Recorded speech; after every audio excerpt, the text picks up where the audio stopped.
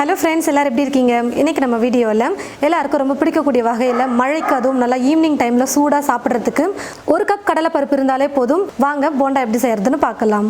கடலைப்பருப்பை நான் 5 மணி நேரம் ஊற வச்சு எடுத்து வச்சுருக்கேன். இந்த கப்பில் ஒரு கப் அளவுக்கு கடலைப்பருப்பை நான் ஊற வச்சுருக்கேன். வெயிட் பார்த்தீங்கன்னா 200 கிராம் அளவுக்கு நான் எடுத்திருந்தேன். குறைஞ்சது தண்ணியில் ஒரு 4லேருந்து 5 மணி நேரமாவது ஊறணும். நான் 5 மணி நேரத்துக்கு ஊற வச்சு எடுத்திருக்கேன். தண்ணியில் பருப்பை நல்லா ஊற வச்சு அலசிட்டு கொஞ்சம் கூட தண்ணியே இல்லாமல் நல்லா வடித்து வச்சுருக்கேன் பாருங்கள், வடிகட்டியில் போட்டு. இப்போ இந்த கடலைப்பருப்பை நான் மிக்ஸி ஜாரில் சேர்த்துக்கிறேன். கொஞ்சம் நிறையா இருக்கிறதுனால ஒரு 2-3 முறை நான் சேர்த்து அரைச்சிக்க போகிறேன். காரத்துக்கு பச்சை மிளகாய் சேர்த்துக்க போகிறேன். நீங்கள் எவ்வளோ காரம் சேர்ப்பீங்களோ அந்த அளவுக்கு பார்த்துட்டு நீங்கள் பச்சை மிளகாவை சேர்த்துக்கோங்க. நான் சின்னதாக இருக்கிற பச்சை மிளகாய் 6 எடுத்துருக்கேன், அதை சேர்த்துக்கிறேன். ஒரு சின்ன துண்டு இஞ்சி சேர்த்துக்கிறேன். இது ஆப்ஷனல் தான், வேணான்னா நீங்கள் ஸ்கிப் பண்ணிக்கலாம்.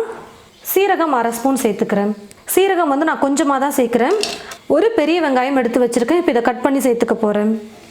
பாதி வெங்காயத்தை இப்போ இந்த ரவுண்ட்லேயும் மீதி பாதி வெங்காயத்தை இன்னொரு முறை மிக்சியில் பருப்பு போட்டு அரைக்கும் போதும் சேர்த்துக்க போகிறேன். நல்லா நைஸாக அரைச்சி எடுத்துக்கலாம்.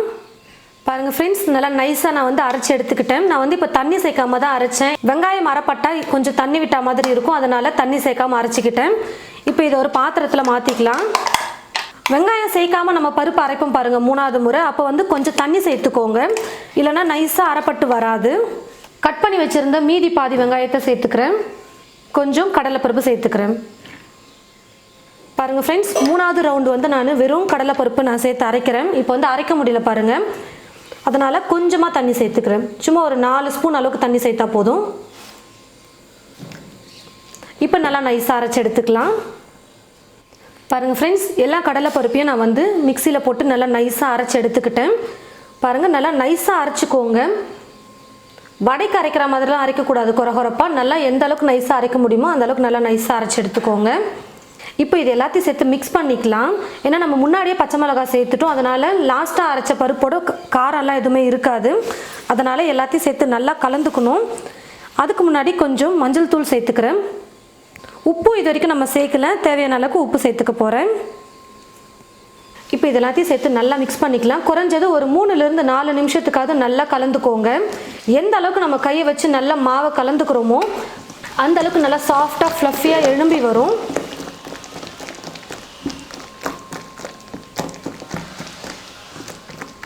நல்லா 5 நிமிஷம் மிக்ஸ் பண்ணதுக்கப்புறமா கடைசியாக கொஞ்சம் கொத்தமல்லியை நான் கட் பண்ணி வச்சுருக்கேன், அதை சேர்த்துக்கிறேன். கொத்தமல்லி வேணான்னா நீங்கள் ஸ்கிப் பண்ணிக்கலாம். நான் கொத்தமல்லியை சேர்த்து செய்கிறேன். மாவு ரெடி ஆகிடுச்சு. இப்போ நம்ம போண்டா செய்ய ஆரம்பிச்சிடலாம். கடாயில் எண்ணெய் ஊற்றி வச்சுட்டேன். எண்ணெய் நல்லா காஞ்சிருச்சு. கொஞ்சம் மாவு எடுத்து போட்டு பாருங்கள், எண்ணெயில் காஞ்சிருக்கா இல்லைன்னு தெரிஞ்சிடும். பாருங்கள், மாவு போட்டதுமே அப்படியே புஃப்னு மேலே எலும்பி வருது. எண்ணெய் நல்லா காஞ்சிருச்சு. இப்போ நம்ம கொஞ்சம் கொஞ்சம் மாவாக எடுத்து சின்ன சின்ன உருண்டைகளாக நம்ம போட்டுக்கலாம். நீங்கள் கொஞ்சம் கூட தண்ணியே சேர்க்காமல் நைஸாக அரைக்க முடியும்னு நினச்சிங்கன்னா நீங்கள் மாவு அரைச்சிக்கலாம்.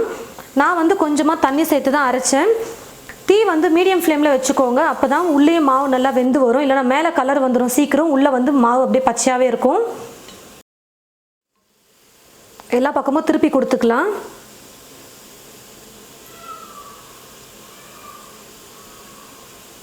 நம்ம ஈவினிங் ஸ்நாக்ஸ் செய்கிறதுக்கு மதியமே சாப்பிட்டதுக்கப்புறமா கடலைப்பருப்பை ஊற வச்சிட்டோம்னா ஈவினிங் கரெக்டாக இருக்கும் ஸ்நாக்ஸ் செய்கிறதுக்கு. 4லேருந்து 5 மணி நேரத்தில் பருப்பு நல்லா ஊறி இருக்கும்.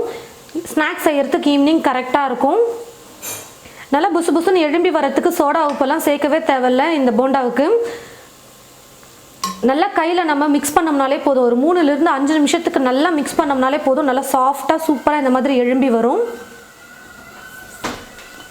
போண்டா நல்லா மேலேயும் கலர் வந்துருச்சு. இப்போ நான் எடுத்துக்கிறேன்.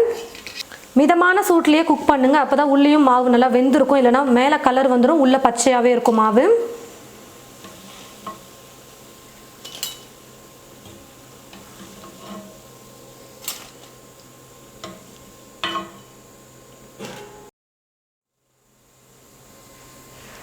இதே போல் மீதி இருக்கிற எல்லா மாவையும் போண்டாவாக செஞ்சு எடுத்துக்கலாம்.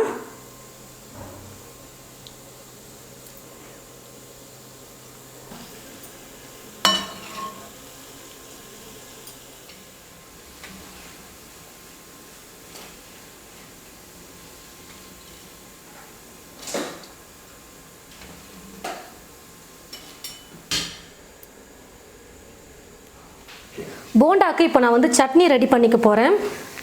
சட்னியோடு சாப்பிடும்போது இன்னும் நல்லா சூப்பராக இருக்கும்.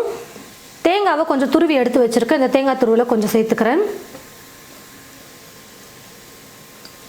காரத்துக்கு பச்சை மிளகா சின்ன சின்னதாக இருக்கிறதுனால 3 சேர்த்துக்கிட்டேன்.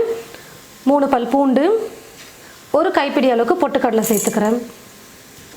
உப்பு கொஞ்சமாக சேர்த்துட்டு தண்ணி சேர்த்து நல்லா நைஸாக அரைச்சி எடுத்துக்கலாம்.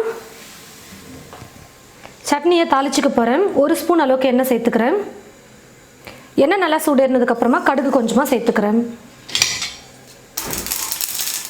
கடுகு நல்லா பொரிஞ்சதும் ஸ்டவ் ஆஃப் பண்ணிக்கிட்டு கருவேப்பிலை கொஞ்சம் எடுத்துருக்கு, அதை சேர்த்துக்கிறேன். இப்போ இந்த தாளிப்பை நம்ம சட்னியில் சேர்த்துக்கலாம். பாருங்கள் ஃப்ரெண்ட்ஸ், சட்னியும் ரெடி பண்ணிட்டோம். போண்டாவுக்கு சட்னி செய்யறதுக்கு ஒரு 2லிருந்து 3 நிமிஷம் தான் ஆகும். போண்டா செய்யும் போதே இதே நம்ம செஞ்சிட்டோம்னா சாப்பிட்றதுக்கு ரொம்ப டேஸ்டியாக சூப்பராக இருக்கும். பாருங்கள் ஃப்ரெண்ட்ஸ், ரொம்ப டேஸ்டியாக 1 கப் கடலை பருப்பு இருந்தால் போதும். வீட்டில் இருக்கிற எல்லாருமே ரொம்ப திருப்தியாக ஈவினிங் ஸ்நாக்ஸ் சாப்பிட்டுடலாம். அதுவும் கடலை பருப்பை வச்சு நம்ம நல்லா டேஸ்டியாக செஞ்சுருக்கோம். ரொம்ப சாஃப்டாக, சோடா உப்பெல்லாம் எதுவுமே சேர்க்காமலே பாருங்கள் எவ்வளோ நல்லா சாஃப்டாக எழும்பி வந்திருக்கு. அப்படியே நல்லா சாஃப்டாக இருக்குது பாருங்கள். இது கூடவே சட்னி வேறு நம்ம ரெடி பண்ணியிருக்கோம். இந்த சட்னியோடு சேர்த்து சாப்பிடும்பொழுது இன்னும் சூப்பராக இருக்கும். நல்லா டேஸ்டியாக சாஃப்டாக சூப்பராக கடலைப்பருப்பை வச்சு இது போல் நீங்களும் உங்களுடைய வீட்டில் ஈவினிங் டைமில் நல்லா சூடாக, மழைக்கு அதுவும் சூடாக இது போல் செஞ்சு சாப்பிடும்பொழுது ரொம்ப சூப்பராக இருக்கும். இந்த மாதிரி போண்டா ட்ரை பண்ணி பார்த்துட்டு எப்படி இருக்குன்னு மறக்காமல் கமெண்ட் பாக்ஸில் வந்து கமெண்ட் பண்ணுங்கள். இந்த வீடியோவை மற்றவங்களுக்கும் ஷேர் பண்ணுங்கள். இது போல் நிறைய ரெசிபீஸ் பார்க்க தமிழ் ஃபுட் மசாலா சேனலை மறக்காமல் சப்ஸ்கிரைப் பண்ணிக்கோங்க.